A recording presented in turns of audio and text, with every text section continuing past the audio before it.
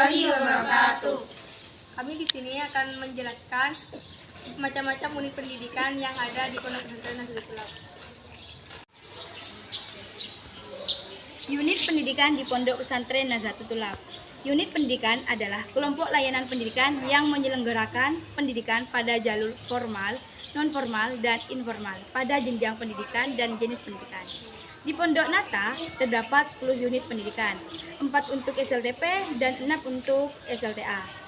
Untuk unit pendidikan SLTP terdiri dari SMP Terpadu, SMP Integrasi, SMP Reguler, dan MTS. Sedangkan untuk SMA Sains, SMA Soskum, SMA Integrasi, SMK Akuntan, SMK TGJ, dan MAK. Yang pertama, SMP Terpadu. Sekolah menengah pertama terpadu merupakan unit paling unggul di antara unit SMP yang ada di Nazatul Ulama. SMP Terpadu hanya memilih maksimal 20 siswa di setiap tahunnya. Bagaimana cara untuk masuk SMP Terpadu? Ada 2 cara. Yang pertama, tes tulis, yang kedua tes lisan. Yang pertama, tes tulis berisikan 150 soal untuk mengetahui IQ siswa.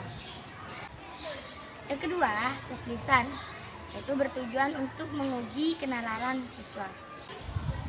Yang kedua, SMP Menengah Pertama Integrasi, yaitu berisikan siswa yang tidak terpilih karena nilai tes mereka yang kurang dari skor yang ditentukan. Tapi jangan berkecil hati, karena di setiap semesternya SMP Nazatul Ulama mengadakan tes reposisi, di mana seluruh siswa SMP Nazatul Ulama maupun integrasi dan terpadu harus mengikuti tes reposisi tersebut. Jika kalian bertanya, mengapa SMP terpadu juga harus mengikuti tes reposisi? Jawabannya adalah agar siswa berlomba-lomba untuk meningkatkan nilai mereka di atas rata-rata. Yang ketiga, sekolah menengah pertama reguler, yaitu berisikan siswa yang tidak menetap di pondok atau nyolok. Berbasis tatap muka, tidak seperti anak pondok yang berbasis vlog dan harus mempunyai akun YouTube. SMP reguler dibedakan dengan unit SMP lainnya yang ada di Nazatul Ulama, baik dalam segi transaksi maupun pelajaran. Bahkan mereka juga mempunyai 2 hari waktu untuk libur, sedangkan SMP anak yang menetap di pondok hanya mempunyai 1 hari untuk libur, yaitu hari Jumat. MTS Kesenawiyah adalah unit yang paling berbeda dengan unit lainnya. Di MTS ini hanya terdapat pelajaran agama. Mereka ditargetkan menghafal 5 juz dalam waktu 3 tahun. Bahkan jam KBM yang mereka miliki jauh lebih berbeda dengan unit lainnya. Bahkan mereka memiliki gedung tersendiri. Selanjutnya, sekolah menengah atas Saintek atau bisa disebut dengan SMA Saintek berisikan siswa yang memiliki kemampuan lebih condong kepada Saintek atau IPA. Dengan mengetahui kemampuan siswa tersebut, sekolah mengadakan tes IQ dan bakat.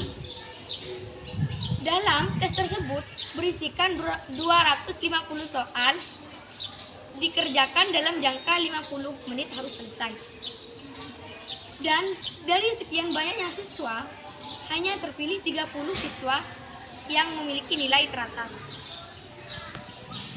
Sekolah menengah atas SOSU berisikan siswa yang lebih memiliki kemampuan di IPS. Namun, sebagian besar siswa di SOSU ingin atau berkeminatan di Saintek. Dari hasil tes mereka lebih condong kepada SOSU. Bagaimana cara mereka pindah? Jika mereka menyadari bahwa bakatnya mereka bukan di SOSU melainkan di Saintek, maka mereka akan ikut tes reposisi di tahun kedua. Sekolah menengah kejuruan akuntan berisikan siswa yang tidak mondok atau nyolok. Dalam unit SMK akuntan memiliki pelajaran tambahan. Cara belajarnya hanya berbasis tatap muka, tidak seperti yang lainnya yang berbasis vlog dan memiliki akun YouTube. TKJ merupakan SMK yang mempelajari tentang teknik komputer. Di awal semester, mereka akan dilatih untuk mendesain kemasan di CorelDRAW. Manfaat unit pendidikan. Pendidikan adalah suatu pembelajaran mengenai pengetahuan dan keterampilan yang bisa dilakukan di mana saja. Pendidikan dapat diperoleh bagi setiap orang mulai dari kecil sampai tua. Pendidikan sangat penting bagi setiap orang yang memiliki tujuan untuk mencerdaskan diri dan meningkatkan potensi dalam diri. Adanya unit di Pondok Pesantren Nasahatul Tulab bertujuan untuk mengantarkan siswa dan siswi ke minat dan bakat masing-masing. Cukup sekian penjelasan dari kami. Wassalamualaikum warahmatullahi wabarakatuh.